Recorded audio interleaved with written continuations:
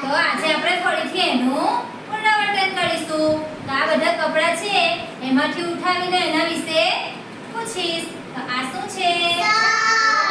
Shirt છે. બરાબર. તો શર્ટનો આ કયો ભાગ છે? અને શું કહેવાય? કોલર કહેવાય. બરાબર.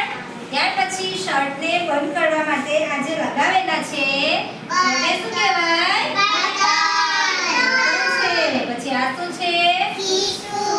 પૈસા મૂકવા માટે આ હોય ને ખિસ્સું. શું છે? ખિસ્સું છે. આ શું છે એની? આ બે શું છે?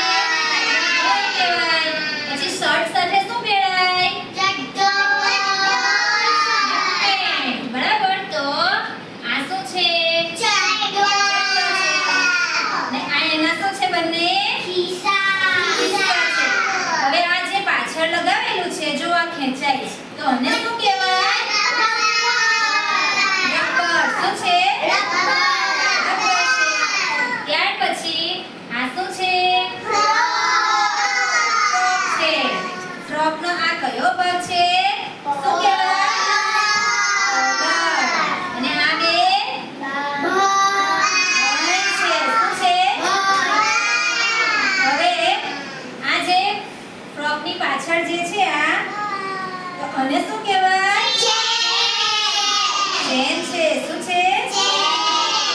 હવે આ કયો ભાગ કહેવાય?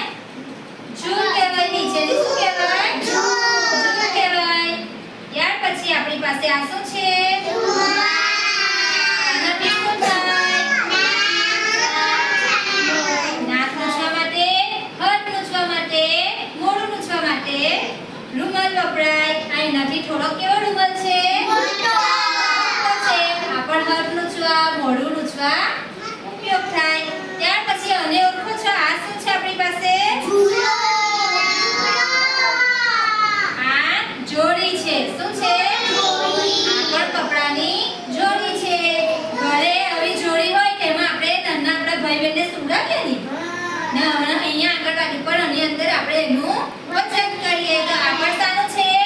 કપડાનું. ત્યાર પછી આ આયશાએ જો પહેર્યું છે આ ટી-શર્ટ એની તો એની ઉપર શું છે? આ શું લગાવેલું છે? જો હાથ લગાવવા જોઈએ. કેવું છે વિનાજ? તિલરી છે. શું છે આ? તિલરી છે. ત્યાર પછી આ ઈશરતે આ જો આ શું છે? એમ્બ્રોઇડરી છે. શું છે?